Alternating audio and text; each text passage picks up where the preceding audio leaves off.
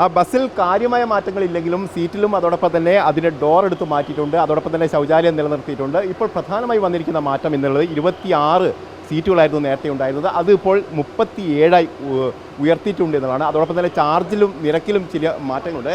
നമ്മൾ നിൽക്കുന്ന ഈ ഭാഗത്തായിരുന്നു രണ്ടാമത്തെ ഡോർ ഉണ്ടായിരുന്നത്. അതായത് പിൻവശത്തെ ഡോർ ഉണ്ടായിരുന്നത് ഈ ഭാഗത്തായിരുന്നു. ആ ഡോർ മാറ്റിയിട്ടുണ്ട്. അതിനുശേഷം മുൻഭാഗത്ത് ഉണ്ടായിരുന്ന ഡോറിൽ അത് എസ്കലേറ്റർ ഉണ്ടായിരുന്നു.